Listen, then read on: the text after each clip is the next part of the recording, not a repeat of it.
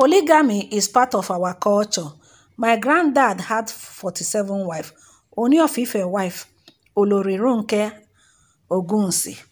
That na him talk this word though. He don't come back to come talk say polygamy. Una see polygamy is part of their culture. They know they shake. They no go feel shake because of say their husband. According to she no go feel they shake say because of say Ooni of Ife. Ain't see Ooni of Ife with one woman. No. Say because in own grandpapa marry 47 wives. Hey, I say what? 47. Yeah. Now be say get the day where be say, man when he be say marry 47 wife, he just marry them for decoration. I've been waiting. My people, in those days and these days, don't be the same, no best. Make her just read the way she talk. And she say, Olori Ronke was born into royalty. Her great-grandfather was Ooni Ademiluyi. So finding herself in the palace as the wife of the Ooni of Ife, Oba Enitan Ogunsi is back to base. And the interview by Tunde Ayande, the soft-spoken beauty who studied law but choose fashion above all other things, discuss role in the palace, polygamy, and how she become a wife to the Ooni of Ife. Except, okay, they call ask her, say, what was your childhood like? She can say, I had a very privileged background as one of the children of Prince Adebolu Ademiluyi. I have 3 brothers. I am the only girl. I was born in London, precisely the Paddington Hospital where the royals in the UK are born as well. I lived in Sussex Garden while growing up before we moved back to Nigeria. I did a bit of my schooling in Nigeria. My primary school was Adearo International School, and then my mom, who is from Akure, and they decided that we should go over there to also learn from her people. So I was in boarding school at Fayewase Girls Grammar School, Akure. I went back to London for my A-level later. I went to London University where I studied law. Wow. Despite always wanting to spend all my life in fashion and textiles, they can answer, they can say, how did you marry the Kabiyesi and what is the attraction? She can say, I can tell you I fell in love with him. Wow. Wow. He said he fell in love with Ooni of Ife because of our culture, for the upliftment of our culture. Wow. Wow. In a royal setting in Africa, king usually has many wives, and Kabiyesi exercised this recently by marrying you and 5 other wives. How do you cope? She can say, first and foremost, I must say polygamy is part of the African culture. If you look at the Onis from Ooni Oduduwa, they all had many wives. Even my great-grandfather, Ooni Ademuluyi, had 47 wives. 47 wives. It comes with the throne and it's part of the throne. Polygamy is an African culture and part of the throne of Ile-Ife. My husband's predecessor, Ooni Olubose, had 11 wives. That's the culture. What's the usual life in a palace for an Olori? Now, what did they ask and they say, how life be for inside the palace as an Olori? She can say, my great-grandfather was Ooni Ajagun Ademuluyi. He was the 48th Ooni of Ife. So I have always been used to royalty, and I am a blue blood.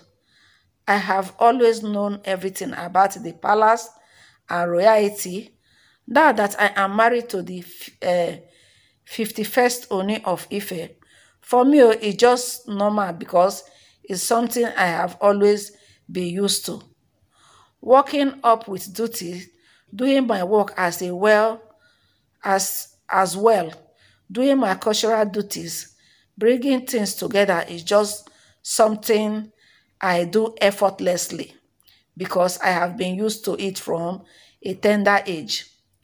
When His Majesty ascended the throne in 2015, I had that I had the opportunity to be part of the whole thing.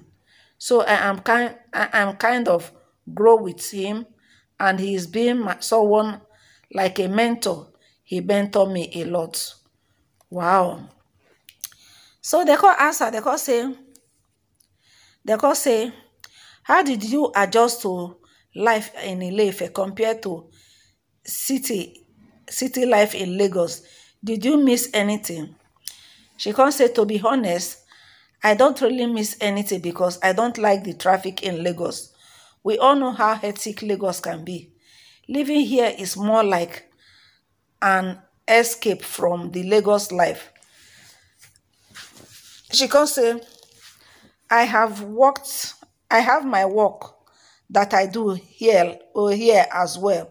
His Majesty established an Adire factory for me where we make Adire and train people. We work, okay, train people. We work with students from the university. For me, it is another life aside from the one in Lagos. And so she can't talk. They come ask and they come say, why did you study law? She can't say, fashion wasn't lucrative when I was growing up. So I wasn't allowed to study fashion. Fashion then was frowned at. They see it as the lowest for those who are not intelligent, unlike now where African fashion is now a huge thing. I am in love with Western design, but I look into African inspiration. They call it ethnic fashion, tribal fashion, African fashion. There is no name they haven't given it. But the bottom line is that it is Africa. It is African. Africa has like 3,000 tribes, and each tribe has its own unique fashion culture. No matter how close your border are, when you seek kente on someone you know, maybe the person is from Ghana. In Nigeria, we have about 500 ethnic groups, and we have our different fashion. Regarding African fashion, I think we are still scratching the surface. We haven't started yet. My mom's sister that I stay with was a retired judge. So I used to go to court with her. It was from there that the inspiration came to study law, but never practiced. After studying law, I went straight into fashion. They come answer, they come say, why did you take the African Fashion Week to Brazil this year? She can say, we decided to take it to Brazil because I have been going to Brazil with His Imperial Majesty since 2018. Brazil and Nigeria have so many things in common. They are the two most populous black country in the world. And then about 90 million African Brazilians are of Yoruba ancestry. They see themselves as Yoruba and they practice the Yoruba culture, and also it's a religion. They see His Imperial Majesty, the Ooni of Ife, as their own king and the physical representative of Oduduwa. Taking the African Fashion Week to Brazil is just like lifting into jigsaw puzzle because it was expected there. They go ask and they go say, what are the duties of the cultural ambassador and the custodian of the Moremi Ajasoro agency? She can say, I have the vice chairman of the House of Oduduwa, the Ile Oduduwa. His Majesty is the chairman. I am the vice chairman. I am the cultural ambassador of the legacy of Queen Moremi Ajesoro. I'm also the cultural ambassador of the Aya and Galo Drum Festival of the Majesty of His Majesty as well. As a cultural ambassador, it's my role to come up with strategic development and enhancement of whatever project Moremi, whatever project that I'm doing. For instance, with the Moremi initiative, as I am the global ambassador, it's my role to come up with so many projects that will keep the legacy of the legendary Queen Moremi going. So, we have the Moremi Cultural and Leadership Pageant. We have the Moremi Initiative, where we support the rights of women in Nigeria. And we also have the Moremi Education Fund, where we provide funds for girls to go to school. We have the Moremi Say No to Trafficking, where we help the victim modern days slavery back into society. And all these are supported by His Imperial Majesty, who is the chairman of the House of Oduduwa, similar with the Drum Festival as well.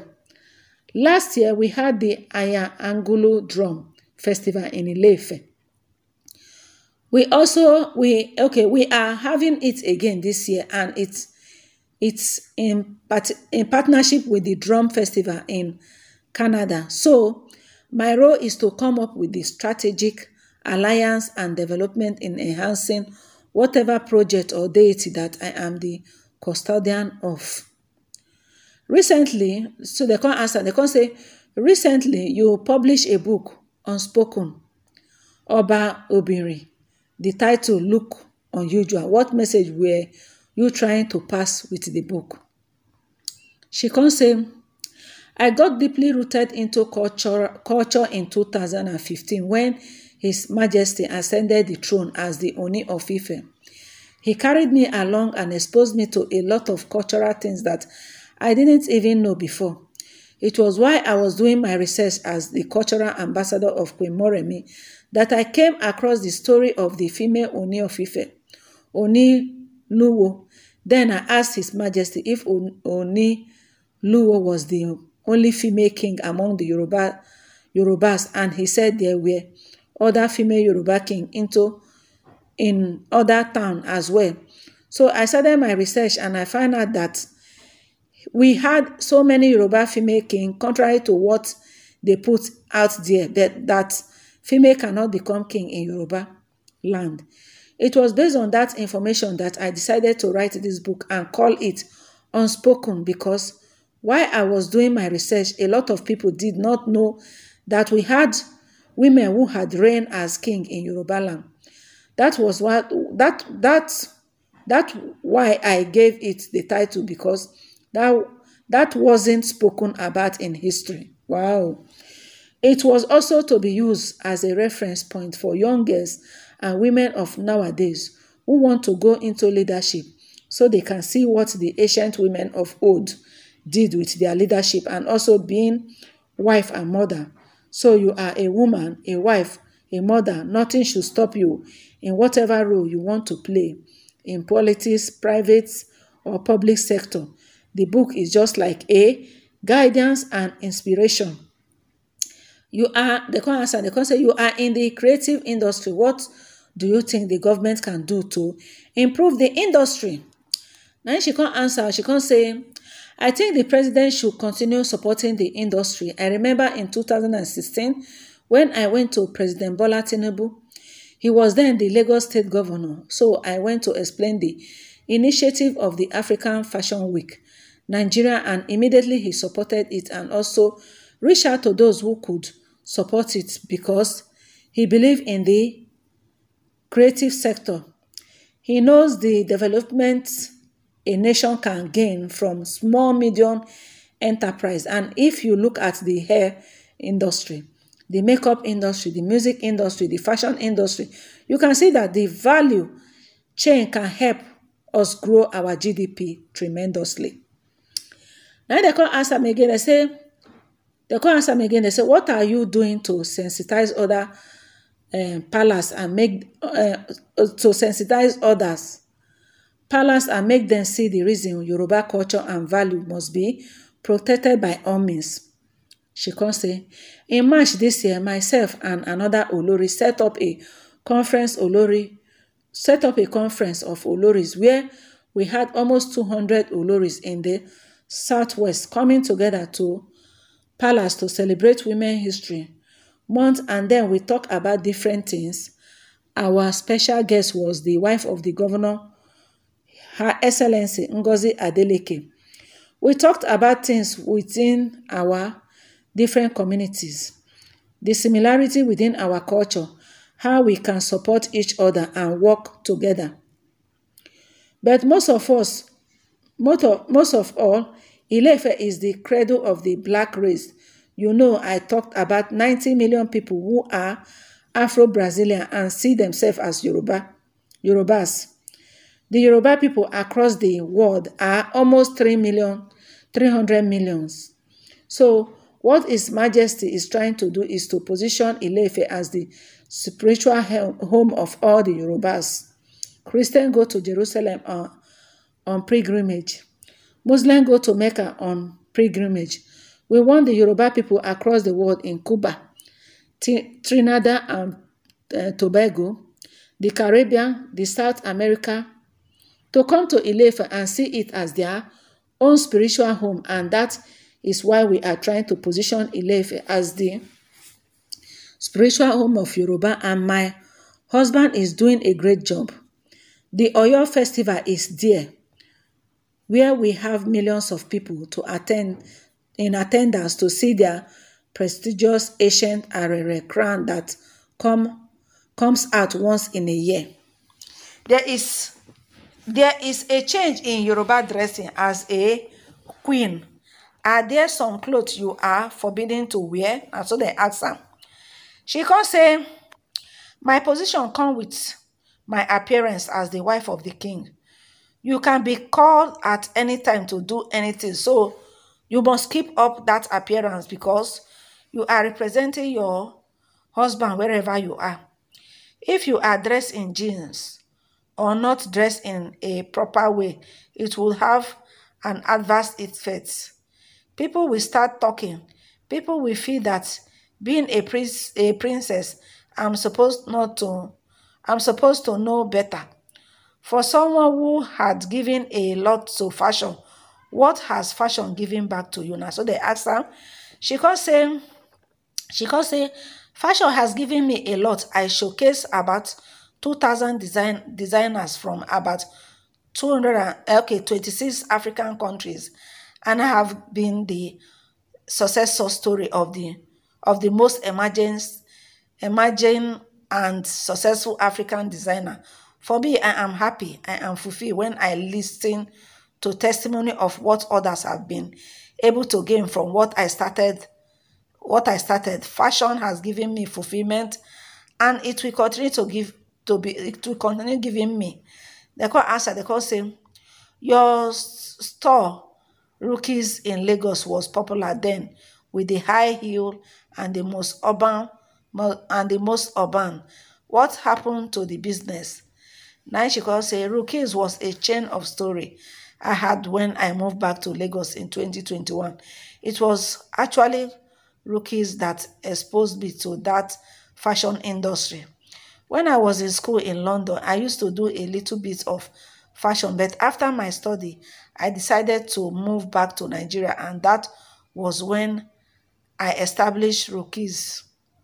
I had a chain of 5 stores, two on Opebi, one in Surulere, and one in Lekki, and one in Lagos Island. They were all doing well. But when I decided to move into African fashion industry, I decided to close Rookies because I couldn't get a proper management structure. With the African fashion, I was all over. I was in the UK and around different African countries. So the management of Rookies store was lacking, and that was why I closed it to focus on Africa fashion. Because I started African Fashion Week in Lagos in 2011. African fashion wasn't wasn't popular then, and people weren't were like, why do I have to call it that? I was advised to change the name, but I went with my good feeling and established the African Fashion Week London. The venue we took then could only accommodate 700 people, but we had a turn up of 4,500 people, and that was when I knew that the world is hungry for African culture, and it has been growing since then. It has been growing since then, and this has inspired so many African fashion around the world. There is hardly any city in the world that does not have an African Fashion Week, which was based on success I achieved. Wow, my people, this na the interview where be say Ooni of Ife fifth wife, what they call Olori Ronke, grant to when he grants. My people, how una see this thing? You see, all these Oloris one I see, so all of them get their role where we say that they pray, where they play. Sorry, they get their role where we say that they play to promote the Ile-Ife culture and tradition. All right, my people, this now boring gist. Like this video, share this video. In case you never subscribe to our channel, make you hit the subscribe button. Una have a nice day. Bye.